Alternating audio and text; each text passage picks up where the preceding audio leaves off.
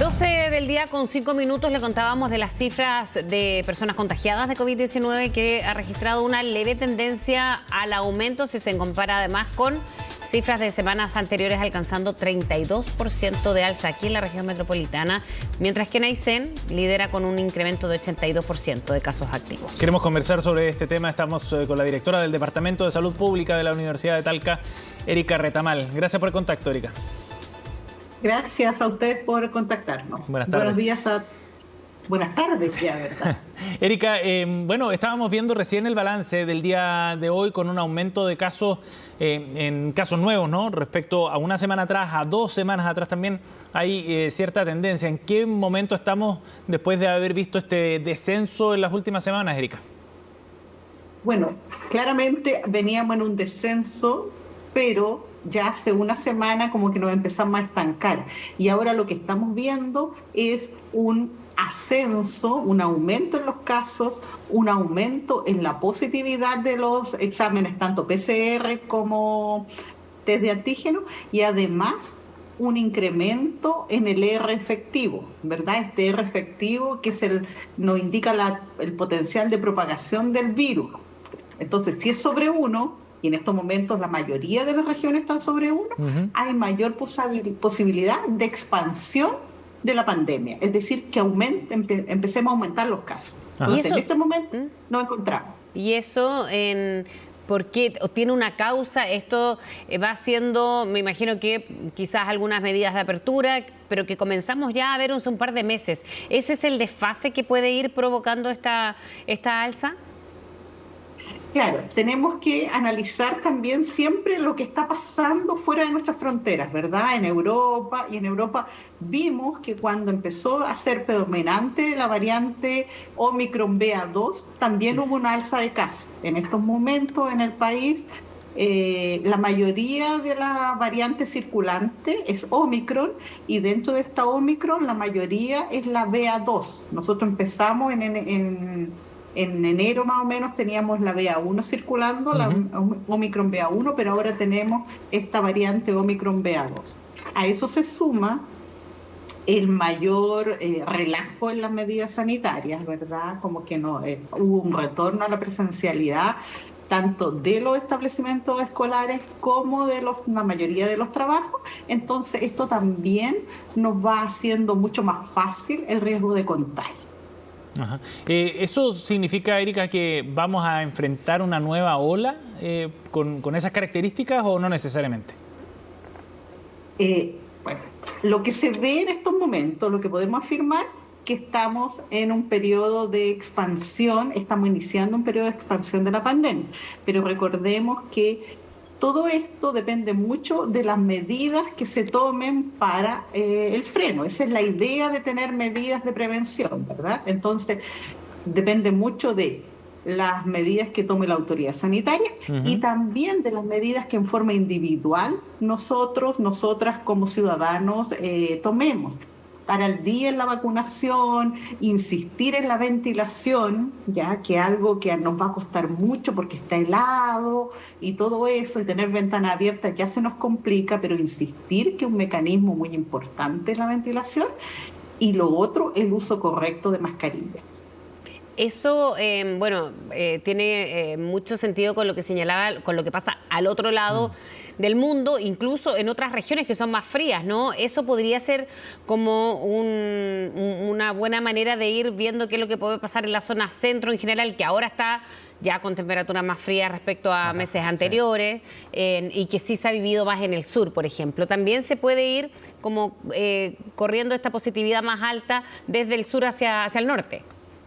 Claro, siempre lo que lleva a la delantera son nuestras zonas extremas, ¿verdad? Claro. Y normalmente lo que está pasando en Magallanes, Aysén, se vuelve a replicar en la zona centro. Entonces siempre tenemos que estar alerta a lo que está pasando, ya sea en nuestras zonas extremas, como también en lo que ha pasado y ya pasó a nivel internacional y cómo hubo este ascenso de casos, ¿ya? Entonces, mensaje claro es que esta pandemia, como hemos dicho, no está finalizando como nos gustaría a todos, sino que tenemos que estar alerta a estas nuevas alzas que pueden existir. Y Erika, ¿y esas nuevas alzas o una eventual nueva oleada puede tener magnitudes similares a las que vimos en el verano? Hoy eso es bastante complejo decirlo porque hay especialistas en modelamiento matemático que podrían decir eso. Ajá. Pero lo que se ve es que la variante Omicron BA2 es igual o un poco más contagiosa que esta Omicron BA1, tienen el mismo linaje. Entonces son más transmisibles y podríamos estar en un ascenso de casos. Lo que favorece a esto es nuestra gran cobertura de vacunación. Y por eso insistir en la cobertura de vacunación, en que la gente asista a los centros de vacunación para ponerse al día con su dosis. La ocupación de cama no se vuelve preocupante. Hasta ahora hay camas críticas disponibles 357, pero le pregunto porque además hay otros virus y hay otras enfermedades, por cierto, ¿no? Y patologías que están ocupando estas camas. Eso, proyectándolo, también se podría ver como un tema de preocupación sumado a esta leve alza ahora, más las otras patologías. Claramente, estamos viendo en estos momentos que igual tenemos una importante ocupación de camas UCI, no necesariamente por COVID, pero sí por todas estas patologías crónicas que nosotros tenemos una alta prevalencia a nivel nacional y que durante estos 2 años hubo ciertas descompensaciones y atrasos en la atención. Entonces, hay una ocupación importante de cama UCI que no llega al nivel crítico de 90% a nivel nacional, pero estamos alrededor de un 83%, que es bastante, ¿verdad? Sin embargo, normalmente en periodos de invierno, en periodos fríos, tenemos campañas de reforzamiento producto de esta alza de contagios de enfermedades respiratorias, que ahora vemos que hay virus respiratorios circulando aparte de la enfermedad COVID, entonces también puede ser preocupante. Erika, desde el punto de vista de la estrategia para enfrentar este momento, las medidas que se han ido adoptando, ¿usted cómo las evalúa? Las medidas de cierta flexibilización, de relajo de ciertas normas, y cómo lo evalúa fundamentalmente desde el punto de vista de la comunicación de riesgo también, que parece ser un tema clave pensando en esta nueva etapa. Claro, yo creo que es fundamental insistir en que la adecuada comunicación de riesgo trae más adherencia de la comunidad a las medidas preventivas. Entonces, ¿qué echo de menos? He insistido en que los mecanismos de transmisión, si las personas no entienden claramente cómo se transmite el COVID, que es por estos aerosoles, estas pequeñas partículas en suspensión que quedan flotando en el ambiente, no le encuentran sentido muchas veces al uso de mascarilla o a la necesaria ventilación. Entonces, yo creo que ahí podríamos reforzar mucho más las medidas, educando a la población de por qué se toman cada una de las medidas de prevención, ¿verdad? Entonces, eso echo de menos. Y lo otro que es fundamental también es explicarle a las personas por qué necesitamos esta vacunación, esta tercera dosis de refuerzo, esta cuarta dosis de refuerzo, y explicarle con la mayor claridad posible para que entiendan por qué. Porque si nosotros recordamos, no nos habíamos visto enfrentados a estas vacunaciones cada 6 meses, ¿verdad?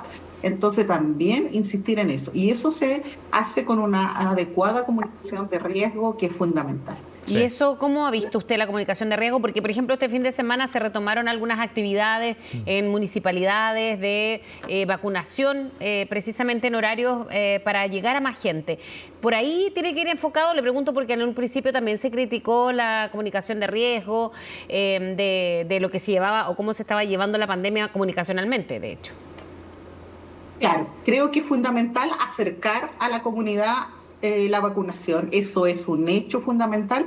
Y otro factor importante es también considerar acercar estos operativos VAC, ya todo lo que dice relación con facilitarle a la comunidad que apenas tenga sintomatología de una enfermedad respiratoria, concurra a la brevedad a lugares donde puedan determinarle si es COVID o no. Tal vez sería bastante importante evaluar la necesidad de la medición de CO2, ¿ya? Para saber si estamos realizando una adecuada ventilación en los lugares de trabajo, en las salas de clase, porque de esa manera sabemos si esta ventilación nos está favoreciendo o no. Y eso se extraña un poquito en las medidas. Bien, Erika, muchas gracias por conversar con nosotros esta tarde para darle contexto a los números que revisábamos recién del balance